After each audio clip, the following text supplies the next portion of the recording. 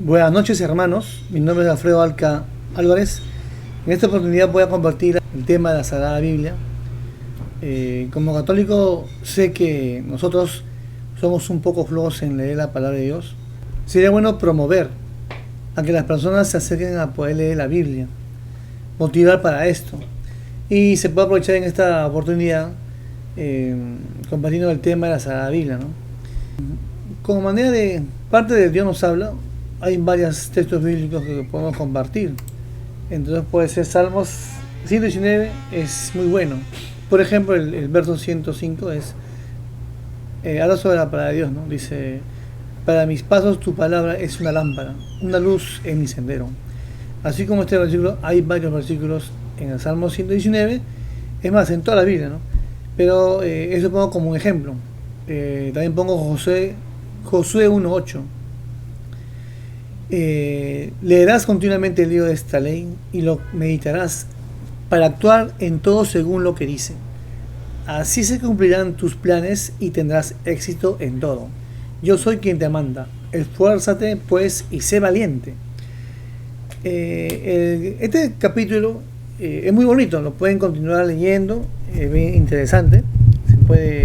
Se puede seguir leyendo este capítulo de Josué. Otra cita bíblica es Hebreos 4:12. Esta es bastante conocida. Dice así, ¿no? En efecto, la palabra de Dios es viva y eficaz, más penetrante que espada de doble filo, y penetra hasta donde se divide el alma y el espíritu, los huesos y los tuétanos, haciendo un discernimiento de los deseos y los pensamientos más íntimos. Entonces acá vemos que la palabra de Dios es viva, y es cierto, la palabra de Dios es viva. Si nosotros nos acercamos a leer conscientemente, con intención de poder acercarnos a Dios mediante su palabra, la verdad que nos vamos a encontrar con Dios, ¿no? No vamos a cuestionar, vas a ver que la palabra de Dios te habla prácticamente. Esto lo podemos ver cuando nosotros meditamos la palabra de Dios. En la misa lo contemplamos siempre, ¿no? En la misa es la liturgia de la palabra, está presente en la misa. Dice que es más penetrante que espada de doble filo. Entonces, con eso, ¿qué te quiere decir? Que la palabra de Dios va a llegar hasta donde tú ni siquiera te imaginas, en el fondo de tu interior, hasta lo más íntimo de ti. Te vas a confrontar con la palabra y Dios va a actuar, siempre y cuando tú te acercas con un corazón disponible a recibir la palabra de Dios. Es más, cuando nosotros compartimos los temas, ya sea en catequesis o en otro grupo parroquial, siempre aconsejo y se aconseja que tienes que compartir palabra de Dios, y el tema que compartas va a actuar la palabra de Dios. Comparte la palabra de Dios con textos bíblicos y la palabra de Dios va a actuar. No subestimemos a los jóvenes si estamos en confirmación. La palabra de Dios es agradable. Quizás no te gusta al comienzo, pero después te vas a acostumbrar a leerla una vez que empieces. Ojo que para leer la palabra de Dios no es fácil, te vas a aburrir, porque también acuérdense que también existe el cachugo, ¿no? Ya saben de quién me hablo, ¿no? El demonio no va a querer que nosotros nos saquemos a la palabra de Dios, porque vamos a encontrar vida, ¿no? La palabra de Dios siempre va a actuar siempre en nuestra vida si el demonio no le gusta eso. Y eso tenemos que promover también a los jóvenes y a los niños, incluso en la catequesis de niños. No subestimarlos. La palabra de Dios va a actuar sola. Tú lo mencionas, lo lees, compartes, y la palabra de Dios va a actuar. Porque por una palabra de Dios el mundo se ha creado. Por una palabra de Dios Magdalena se convirtió. Por una palabra de Dios se hizo la luz, ¿no? Entonces confiamos en usar la palabra de Dios. ¿Por qué no usarlos en nuestras vidas y en la vida de los demás? Si la tenemos a la mano, hay que aprovecharlo. Catequista sin Biblia, ¿cómo puede ser un catequista sin Biblia? Católico sin Biblia, ¿cómo ve un católico sin Biblia? Va a sus reuniones sin Biblia. Eso no puede pasar en una reunión parroquial. Un cristiano, ¿cómo va a andar sin su Biblia? Cuando digo cristiano, me refiero a los católicos, pero acuérdense que el católico es cristiano, porque creemos que Cristo es Dios. Acuérdense que los primeros cristianos son los católicos, y existen otros cristianos que no son católicos. Pero cuando hablo católicos, me refiero a que los católicos son cristianos. Porque a veces uno dice, ¿eres católico o eres cristiano? Y esa está mal la pregunta. Pues, ¿eres católico cristiano o eres cristiano no católico? Ahí sí te entiendo la pregunta. Hoy en día, los hermanos separados se marketean muy bien, ¿no? El católico como que está ahí un poquito dormido, el hermano no católico se marketea muy bien. Nosotros como catequistas, especialmente los jóvenes, tienen que tener bastante imaginación para de qué manera promover, motivar a que el joven se acerque a la era para Dios. Y, y vernos marketearnos como una iglesia viva, ¿no? Una iglesia actual. Aquí entramos al tema de la Biblia, ¿no? Dice, la Biblia viene del griego biblos, que significa conjunto de libros, se puede decir también biblioteca, ¿no? Tiene una expresión griega tabiblia, que quiere decir los libros. Y una definición, hay varias definiciones de la Biblia. La Biblia es un libro de fe. Que hay historia, que hay varios géneros, hay varios géneros, pero es un libro de fe. O sea, no lo podemos ver aquí. La Biblia es un libro de fe, de la fe de los cristianos. Cuando hablo de cristianos, hablo de católicos y hermanos cristianos no católicos. Una definición más completa sería: la Biblia es un libro de fe, es palabra de Dios, el lenguaje humano. O sea, Dios nos habla en la Biblia, pero usa el lenguaje humano. Tiene varios géneros literarios, como por ejemplo leyenda, hay históricos, apocalípticos, como Apocalipsis y Daniel, ¿no? Muchos géneros vamos a encontrar en este compendio de libros, en este conjunto de libros llamado Biblia. Fueron escritos por hombres inspirados por Dios. A estos hombres se les dice agiógrafos. Para seguir avanzando, la Biblia podemos ver que consta de dos grandes partes. Tiene muchos libros, pero consta de dos grandes partes. El Antiguo Testamento, que tiene 46 libros, y el Nuevo Testamento, que tiene 27 libros. El centro de la Biblia, te pueden preguntar, ¿quién es el centro de la Biblia? El centro de la Biblia es Jesús. ¿Por qué? Porque el centro de la Biblia es el Evangelio. ¿Y qué significa Evangelio? La buena nueva. La buena nueva es Jesucristo. Jesucristo es el centro de la Biblia. ¿Por qué decimos esto? ¿Por qué? Porque en el Antiguo Testamento es la promesa. Y en el Nuevo Testamento se cumple la promesa. En el Antiguo era la promesa que iba a venir un Mesías, un libertador, ¿no? Un Salvador. Y es por eso que el centro es Jesucristo, el Evangelio, la buena nueva. Y en el Nuevo Testamento se cumple la promesa. Para ver el significado de Evangelio, significa bueno, Angelio, viene de ángel, que es mensajero, ¿no? Buen mensaje, buena nueva, o mensaje feliz. Es más conocido este Evangelio, se ha dicho que digamos que el Evangelio es la buena nueva. La buena nueva es el mismo Jesucristo. Entonces pasamos a la siguiente hojita, que es, acá estamos detallando los libros, ¿no? El Antiguo Testamento tiene 46 libros. Se puede ver varios conjuntos de libros, por ejemplo el Pentateuco, que consta de 5 libros, histórico 16 libros, sapienciales 7, profético 18, lo suman, sale 46. El Nuevo Testamento, se preguntan cuántos evangelios hay, uno debe decir uno solo, el Evangelio de Jesucristo. Pero cuando dicen cuántos evangelistas hay, ahí sí, hay 4 evangelistas: Mateo, Lucas, Juan y Marcos. En orden, por favor, Alfredo, en orden: Mateo, Marcos, Lucas y Juan. Ya. Hay un libro llamado Hechos de los Apóstoles, hay cartas paulinas, cartas católicas, está la carta de los Hebreos, que al comienzo se creía que era de San Pablo, pero no es de San Pablo. Tenemos el Apocalipsis, y sumando el Nuevo Testamento sale 27, y sumamos los 46 más 27, sale un total de 73 libros. Acuérdense que 7 es el número perfecto y 3 es el número de la plenitud, ¿no? Como dato, ¿no? Alfredo, ¿y por qué hay otras Biblias que tienen menos libros? ¿Por qué? Porque son Biblias de origen protestante. Los protestantes tienen 7 libros menos. Aquí lo vamos a ver. ¿Cómo identificar? ¿Cómo identificar una Biblia católica? Primero, que tiene los 73 libros completos. Otra manera es que al leer va a decir, en vez de decir Yahvé, va a decir Jehová. Hay muchas maneras, pero uno de los principales es que al comienzo de los ojos hay un sello, dice, hay un sello que es de la conferencia episcopal, ¿no? Un sello de la arquidiócesis del lugar donde ha sido emitida la Biblia. Si es ese documento, no solamente la Biblia, sino un documento católico, tiene el sello y eso que dice que es un libro o Biblia católica. Hablando de los libros deuterocanónicos, son los siguientes libros: Judith, Tobías, Sabiduría, Siracis o Eclesiástico, Macabeos 1, Macabeos 2 y Barú.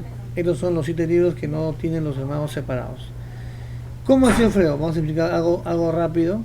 En el año 285 a.C., el rey de Alejandría ordenó a 72 ancianos expertos en traducción de los libros antiguos al griego, llamado también la Septuaginta. Alejandría queda en Egipto, ¿no? ¿Se acuerdan que había una diáspora cuando expulsaron a los judíos de su tierra? Y un buen grupo se fueron a Egipto y se ubicaron en Alejandría. Y el rey en esos años manda a hacer esa traducción en griego, donde el arameo, el hebreo manda a hacer al griego. Y ahí incluye 7 libros más que estaban en griego. Entonces, si tomamos todos los libros, sale un total de 46 libros. Ahora, entonces, para el judío de Palestina, la palabra de Dios revelada, inspirada por Dios, era el Pentateuco. Ellos lo tenían así a rajatabla. Para los judíos, en la traducción, ellos afirmaban que no solamente era el Pentateuco, sino que también el resto de los libros sagrados, ¿no? Considerados sagrados, y también los libros deuterocanónicos eran palabra de Dios. Ojo, en el tiempo de Jesús existía esta versión de traducción al griego, era tan popular en el siglo I que los apóstoles lo usaron, el mismo Jesús lo usó. Acuérdense que en ese tiempo hablaban griego las personas, Jesús hablaba griego, digo griego koiné, no exactamente. Entonces esta versión era muy usada, muy conocida. Y los cristianos prácticamente arrasaron con esta versión, iban para todos lados a predicar, ¿no? Pero los judíos, al ver esto, al ver que los cristianos avanzaban y crecían enormemente, quisieron hacer el paro y quisieron, como se llama, una especie de contraatacar contra los cristianos, porque para que ustedes saben que para los judíos el Mesías no ha llegado hasta ahora. Hasta hoy día, que estamos 21 de septiembre de 2022, el Mesías aún no llega para el judío. Para el cristiano sí llegó, es Jesucristo. Entonces el judío convoca en el año 90 después de Cristo a una reunión, un concilio llamado Jamnia, en el cual ese concilio es especialmente para hacer el paro, para marcar diferencias entre los católicos, entre los cristianos, ¿no? Digo cristianos porque acuérdense que los mismos cristianos para hacer una diferencia entre los cristianos y los judíos, y usa 3 criterios, ¿no? Un criterio decía que los libros sagrados, inspirados, ahí sí van a decir que son libros inspirados por Dios, en ese concilio, ahí sí van a decir que son libros inspirados por Dios. Van a decir que los libros sagrados inspirados por Dios debían estar en el lenguaje antiguo, que es el de hebreo y el arameo. Para ellos es básicamente que tenga ese origen, que tenga esa versión. Si no, no es. Con esto eliminaría todo lo que son libros del Nuevo Testamento, porque todos los libros del Nuevo Testamento están escritos en griego. Y también los deuterocanónicos que están escritos en griego.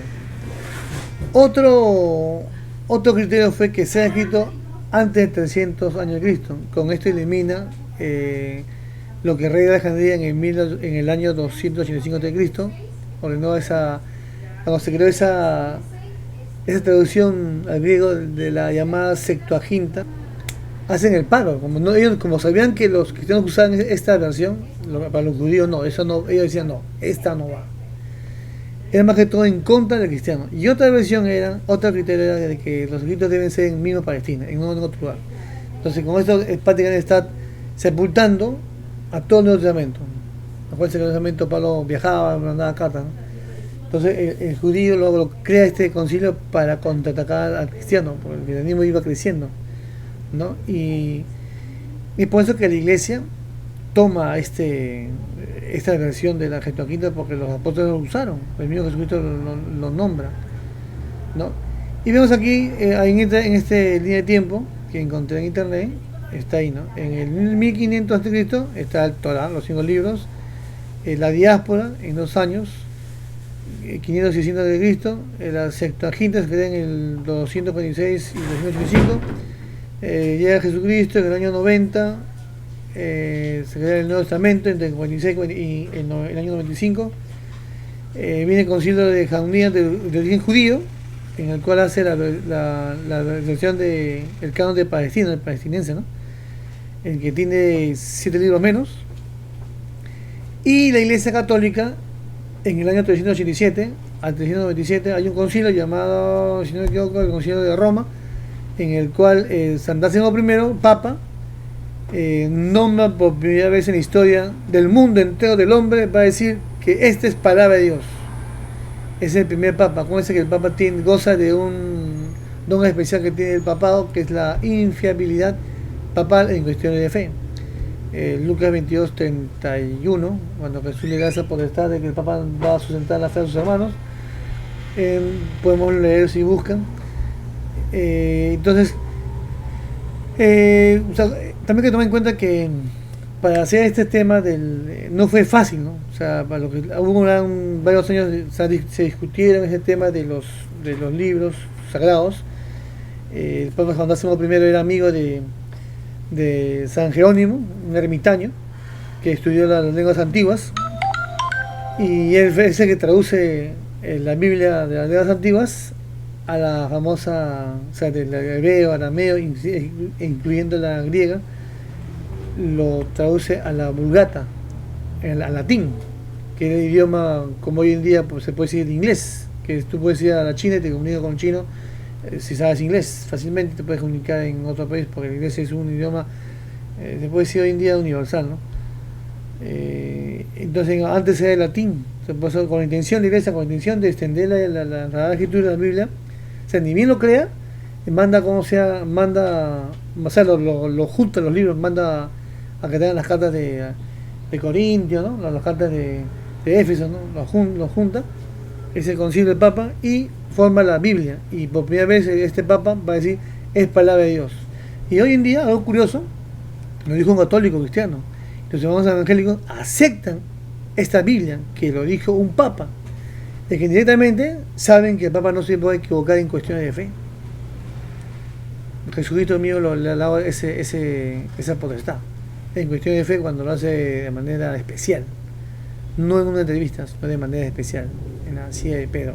Ya, entonces, como se llama, vemos aquí que años después de varios años, no, después de varios siglos, en 1517, Lutero, cuando se revela, Lutero es un poco extenso, ya, él prácticamente ahí empieza la secta, ¿no? Lutero en el año dice que la iglesia no ha hecho nada por expandir la Biblia en los idiomas de los demás países. Lo que pasa es que la iglesia es bien celosa en traducir la Biblia, quería que sea una traducción buena, exacta. Lutero hace una traducción alemana y hace con muchas imperfecciones, se recontra mala, y por eso la iglesia no hace eso. La iglesia hace una traducción, y antes en el 1200 más o menos hay una traducción española y otras más en otros años. La iglesia tiene la intención, pero por ejemplo, para traducir una Biblia, acuérdense que antes no había imprenta, los monjes escribían, ese es el aporte de los monjes, ¿no? La iglesia aportó mucho a la historia. Los monjes han aportado para traducir varios textos a mano limpia. Y hacer una Biblia demoró años, ¿no? O sea, es letra por letra, o sea, sin equivocarse, para hacer una copia. Y para traducir con mucho más dedicación, por eso que lo encargan a un santo llamado San Jerónimo, ¿no? Es más, San Jerónimo también dicen que San Jerónimo tuvo dudas en incluir los textos deuterocanónicos, pero es corregido por otro santo llamado, muy conocido y muy también reconocido por los hermanos separados, que es San Agustín. San Agustín se encuentra y le dice a Jerónimo: ¿Te atreverías a no poner los libros, estos 7 libros, a pesar que la iglesia lo diga que lo pongas? San Jerónimo recapacita y traduce los 7 libros y lo incluye en la Biblia. Claro, porque Jesús, acuérdense que, por ejemplo, 1 Timoteo 3:15 va a decir que la iglesia es base de la verdad, ¿no? En 1 Efesios 1:22 vemos que la iglesia es el cuerpo de Jesucristo, Jesucristo es la cabeza. Entonces la iglesia es importante, o sea, la iglesia, Jesús va a dar el poder a su iglesia. Entonces San Jerónimo recapacita e incluye. Es más, cuando Lutero hace la traducción, él agarra el canon de Palestina, del origen judío, que tiene 66 libros, no tiene 45 libros del Nuevo Testamento. Por sin embargo, agarra los 26 libros de la Iglesia Católica. Algo curioso, ¿no? Se agarra del concilio en contra de los cristianos, los 66 libros, los 46 libros.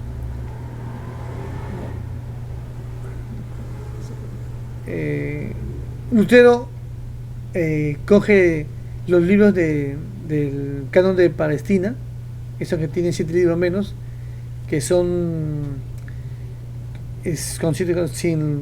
que no cuentan con los libros, con 6 libros menos, que fue ese concilio en contra de los cristianos, y sin embargo usa los libros de la Iglesia Católica, los 26 libros de la Iglesia, que él está negando. Pero sin embargo, Lutero tiene miedo y no los quita de su Biblia. Es por eso que las sociedades bíblicas, hasta antes de 1800 pico, no quitaban estos 7 libros, los tenían al final.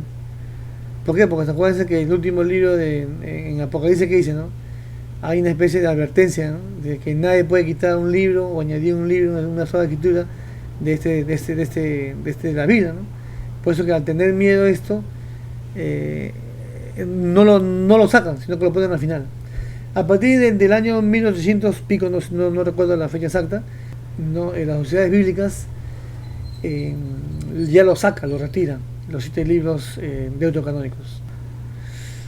Mateo 21, de 46 a 45, dice, Jesús dice, ¿no? Por eso os digo, se os quitará el reino de Dios para dárselos a un pueblo que rinda sus frutos. O sea, claro, los judíos eran el pueblo de Dios, pero Jesús le dice eso, ¿no? Entonces acá llega a la iglesia, donde Jesús le va a dar el poder, ¿no? Le va a poder la autoridad, le da.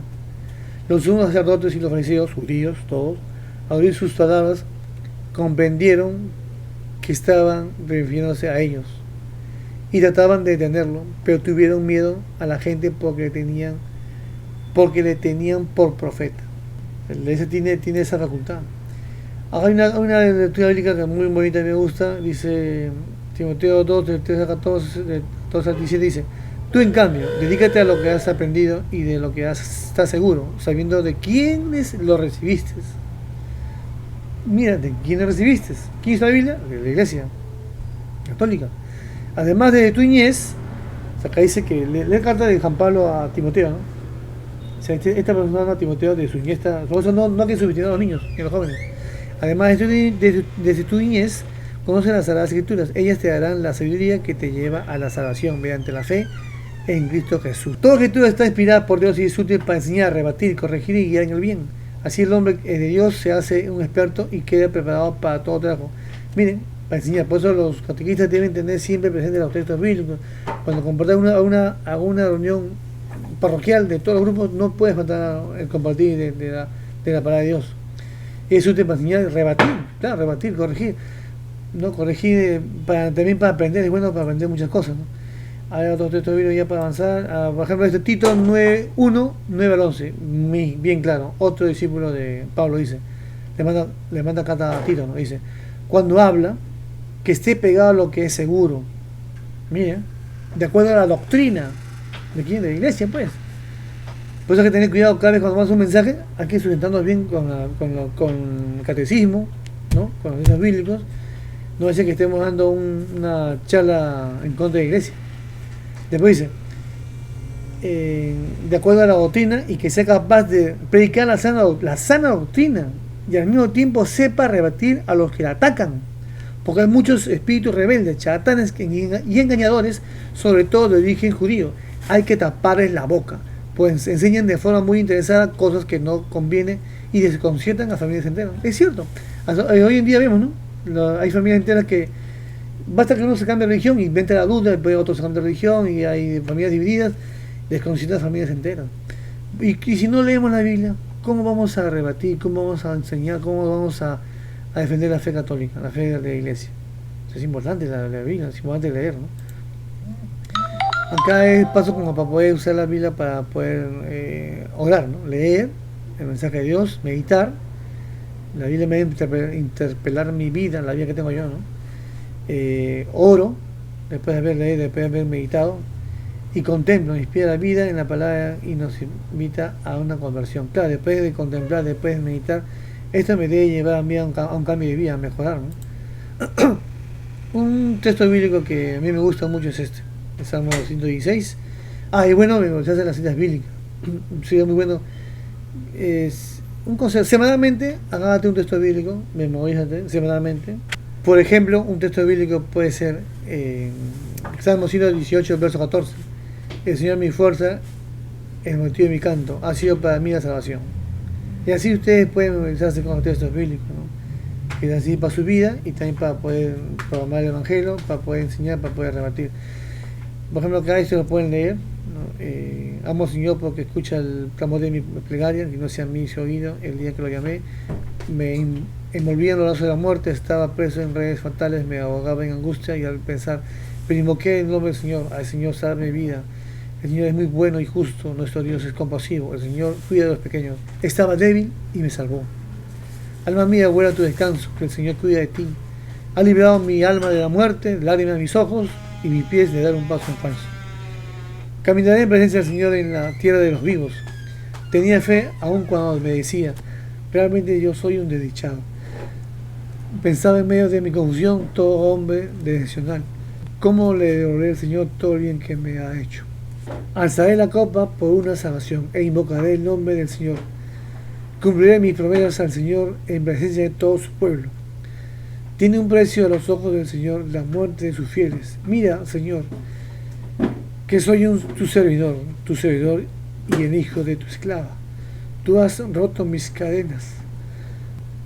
Te ofreceré el sacrificio de acción de gracias e invocaré el nombre del Señor. Cumpliré mis promesas al Señor en presencia de todo su pueblo. En los atrios de la casa del Señor, en medio de ti, Jerusalén. Y esto puede ser una cita bíblica en la cual nosotros podemos compartir la cita bíblica que nos gusta y podemos acabar en una oración. Bueno, nos vemos. Chau.